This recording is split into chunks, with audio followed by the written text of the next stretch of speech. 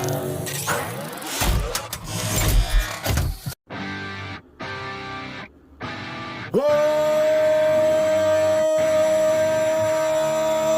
up, nerds and nerdettes and wee little nerdlings all? It's your buddy Big Johnny G for Two Gun Pixie presents Legendary Gaming.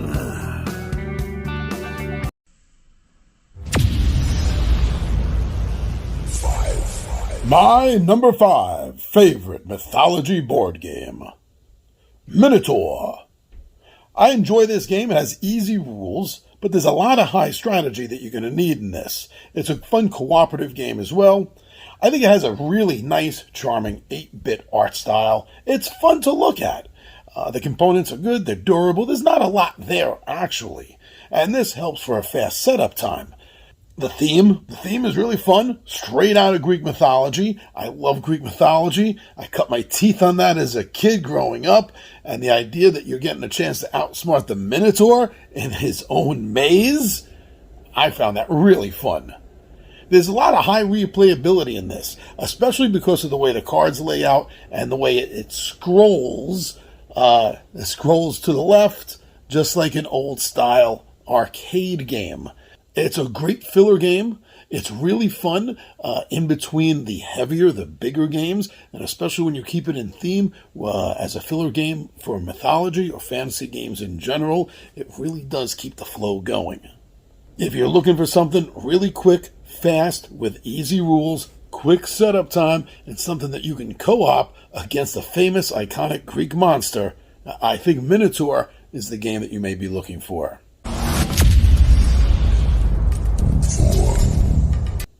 My number 4 favorite mythology board game, Sheriff of Nottingham. This is a really fantastic fun take. Really, if you get right down to it, to the card game Cheat is really what this is based on, with a really fun and iconic, well-known theme pasted over on top of it. It comes down to being a really fun bluffing game. The rules are straightforward, and it lets you get the game started right away, even with new players involved. You'll be able to teach them the rules, show them how it works, and it's going to feel organic to them. This has a great social interaction quality to it. It's all about the social interaction, because it's bluffing, and it's deal-making, and it's not bluffing, because you don't want them to know when you are and when you aren't. So it brings it all together in a sense that during table play, there is so much interaction and talk, it really brings the game together. The rules, the art, the components, I'm telling you, they're really highly thematic, and it's going to help immerse you into the game itself. There's a lot of replayability with this because it is so heavy on the social interaction part of it. I think it also makes a good family game. The fun bluffing back and forth, there's nothing too heavy about it, and the rules are easy enough for kids.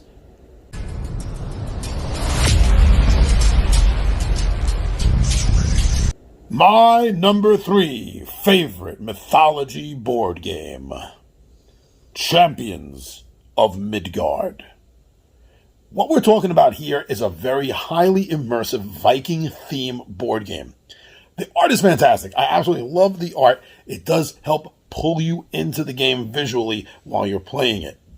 The game itself is a nice, fun mix of some Euro gaming and some Ameritrash with the worker placement, but yet you still have dice combat going on in the game. And the two of them really mix well. It's a fantastic balance in the system. One of the things that brings a heavy drawer to the game, I think. Another thing I really enjoy about this is the openness of it. It tries to simulate a sort of sandboxy feel. Obviously a board game, so it can't get away with that, but it does the best job it can by giving you multiple paths of victory, different things that you and your clan can do in order to try to get you to be the Jarl, the new ruler of the Viking clans. Now, there is a really funny social interaction part of the game. it's called the blame mechanic, and this always gets everyone at the table pretty much laughing. But usually everyone, maybe not the one that's being shamed. But that's what it does. It lets you shame other players who do poorly, or in some way that you can call cowardly, or or just they're losers, and you want to shame them because of it. And that does bring a good laugh to the game. Not that the game needs a lot of it's not very tension. There's not a lot of tension in the game that he's broken, but its timing and its placement is well done in the game. This also scales really well. Another thing I like about Champions of Midgard is that it scales well to the player count. It helps the game become a bit addictive between the easy rules, the easy into the game. The setup time could be a little bit quicker, depending on how many expansions you're playing with. It could be a little fidgety at setup time, but other than that, it really does help the replayability, I think, the way it scales, and the amount of ways that you can get victory points, as I've already mentioned. It is going to help with the replayability. Is this a family game? I think so. I think it can be. You know your kids better than I do at their ages, what they're used to, what they can handle, what they can understand. But I think offhand, it may fall on the side of the fence of yes, it's a family game more than no. But again, that's for you to decide.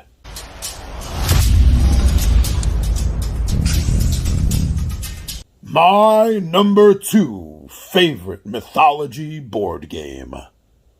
Horrified Greek Monsters.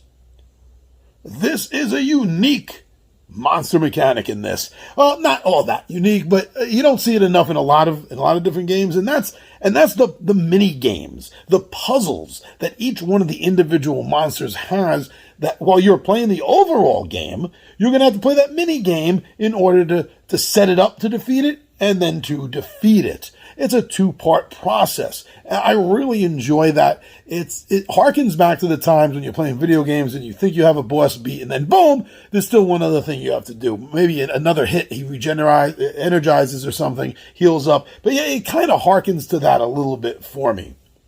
The playtime is surprisingly quick. These games have never run too long. I've been able to fit them on Friday night fillers because they never go more than an hour. So I like that. And if you don't know the rules, you're going to get them really fast. It's not overly complicated. You can follow rather easily from the get-go. Everyone I've sat down to play this game who's never played it before has understood it within 2 rounds. That's great. That's the kind of system that you want. That can be picked up and understood that quickly. The highly familiar thematics of the Greek mythology, everybody knows, been incorporated in so many stories, in so many comic books, in so many video games. These are all very familiar, and that's a good thing. I like familiar because it helps you understand what you're facing. And in a game like this, where you have to defeat the monsters, you want to have every bit of understanding that you can get. As far as scaling goes, because this can be played solo or up to 5 players, it scales very, very well. The amount of players in the game, the starting point on the terror track, depending on whether it's solo or not, it all works well together because the monsters are going in between the players. So I go, the monster goes, you go, the monster goes, back and forth, back and forth. So no matter how many players you have in the game, it's still going to be equaled out to the same, whether you're playing 2 players versus the monsters or 5 players versus the monsters. And yes, this is another game that I think is family friendly. This cooperative game is perfect for families. I think kids will have fun with it, and it teaches cooperativeness and sharing, because you're going to have to share between the clues that you need to defeat the monsters. It's a really good, fun game with good qualities on it. It comes from a long line of Horrified games that I think personally are all absolute critical hits.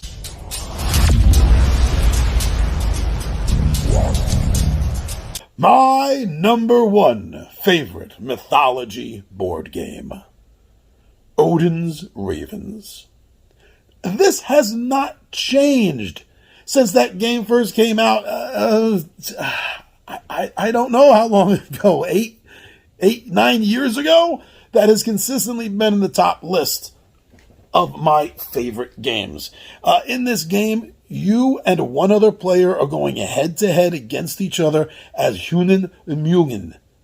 I know I didn't say those names absolutely correctly, but Odin's two ravens that if you don't know mythology, he sends out every day to fly around the world in one direction and the other one in the other direction.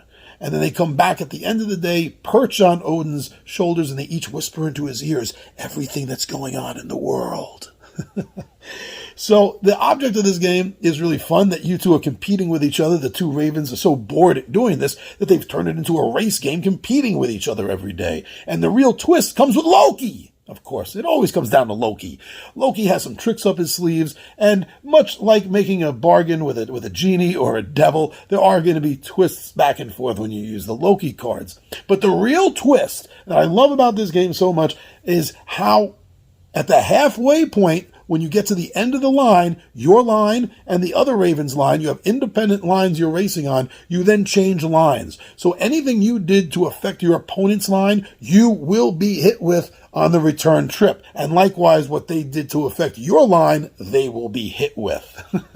It is a great form of strategy. It is consistently my number one slot for one category or another. And in this case, favorite mythology games. What is one of your favorite board games based on mythology? Please put it down in the comments and let us all talk. Thank you very much for everyone for checking this out. Please remember to subscribe and hit that notify bell. I'm your buddy Big John and G for Two Gun Pixel presents Legendary Gaming, and I am out of here.